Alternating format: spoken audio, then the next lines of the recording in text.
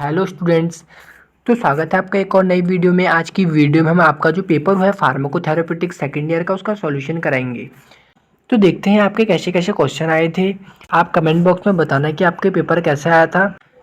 इसमें जो एमसीक्यूज आए ना आपके, थोड़ा एमसीक्यूज यहाँ पर आपको थोड़ा डिफिकल्ट लगे होंगे। कमेंट बॉक्स में बताएं जो आपके एमसीक्यूज हैं वो कितने सही हैं। ये जो एमसीक्यूज है सिंपल थे या फिर थोड़ा डिफिकल्ट थे आपके लिए। तो पहला यहाँ पर पूछा गया था बीसीजी। पहला आंसर है वो है आपका बैसिलस कैलमेथ यूरिन। तो आपका जो दूसरा सा क्वेश्चन था, आंसर आपका स्ट्रेप्टोकोकस स्ट्रेप्टोकोकस नमूनी।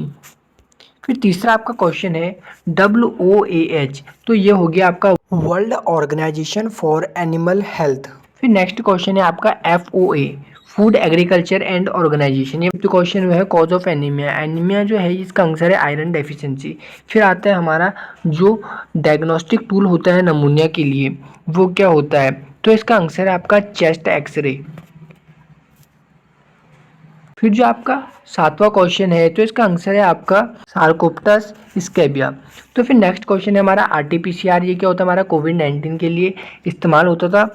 तो यहाँ पर देखते हैं माइग्रेन क्या सिम्टम्स होते हैं। माइग्रेन का हमारा क्या होता है? सीवियर हेडेक होता है, वन साइडेड। फिर हम 10वां देख लेते हैं। 10वां क्या है आपका? अवेयरनेस वीक क्या है? इसका आंसर जो है आप कमेंट बॉक्स में बताया। जिसका आंसर सही होगा उसको जो है मैं पिन कर दूंगा कमेंट बॉक्स में।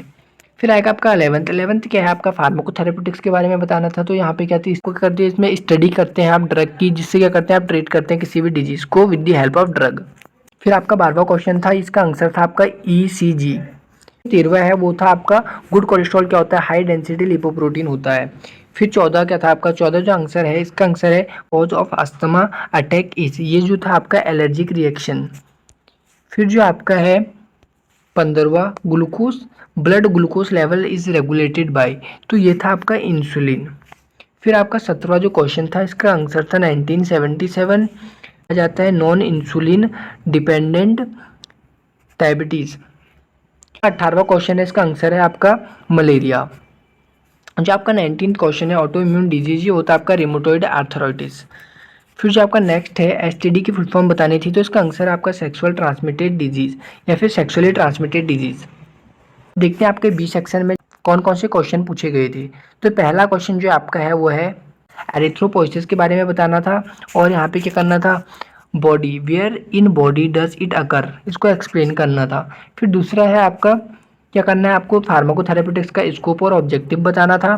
तीसरा आपको डायबिटिक और इंसुलिन के बारे में नोट बताना था, इंसुलिन क्या होता है और डायबिटीज़ क्या होता है। फिर आपको माइग्रेन के बारे में जो है नोट बताना था।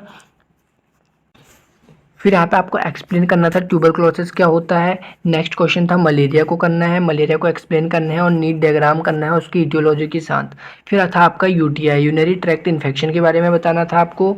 28वां क्वेश्चन था आपको कोप्ड के बारे में लिखना है, कंजेस्टिव हार्ट फेलियर के बारे में और AMR जिससे कि हम कहते हैं आपका एंटी माइक्रोबियल रेसिस्टेंस।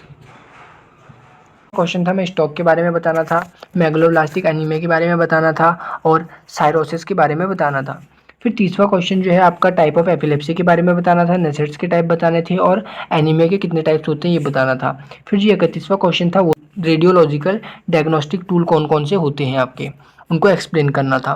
फिर नेक्स्ट था आपका जो सेक्शन C है, जो हमारे 5 नंबर के क्वेश्चन होते हैं उनमें कौन कौन से क्वेश्चन पूछे गए थे। तो पहला क्वेश्चन था यहाँ पर अस्थमा क्या होता है, उसका ट्रीटमेंट और मेडिसिन कौन कौन सी होती है जिससे कि हम ट्रीट कर सकते हैं अस्थमा को।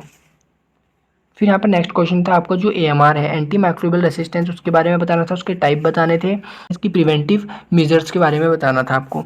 फिर जो है आपका नेक्स्ट पेप्टिक अल्सर के बारे में बताना था आपको यहाँ पे। फिर जो आपका 35वां क्वेश्चन है इसमें क्या है पार्किंसन डिजीज के बारे में बताना था और एक्सप्लेन करना था which neurotransmitter deficiency cause disease. फिर यहाँ पर आपका नेक्स्ट क्वेश्चन था कि आपको क्या करना है, reason which cause depression, what are the reasons, वो कौन कौन से रीजंस होते हैं जिसकी वजह से डिप्रेशन हो सकता है and how is the patient with depression treated, कैसे जिसका वह है उसको ट्रीट किया जाता है, जो डिप्रेशन का पेशेंट है उसको कैसे ट्रीट किया जाता है। फिर 37वां है आपका रिमोटॉइड आर्थराइटिस के बारे में बताना था। 38 क्वेश्चन है ये जो था आपका लास्ट क्वेश्चन था। यहाँ पर आपके फर्स्ट ईयर और सेकंड ईयर दोनों के सॉल्यूशन हमने करा दिए हैं, जितने अभी तक पेपर हुए हैं। अगर आपने उनका सॉल्यूशन नहीं देखा है तो उसका लिंक डिस्क्रिप्शन में आप वहाँ जाकर देख सकते हैं, या फिर सीधे हमने जो है उसका लिंक क्या कर रखा है, पिन कर रखा है कमेंट में, आप वहाँ जाकर भी उस वीडियो को देख सकते हैं। तो मिलते हैं नेक्स्ट वीडियो में, तब तक के लिए बाय बाय।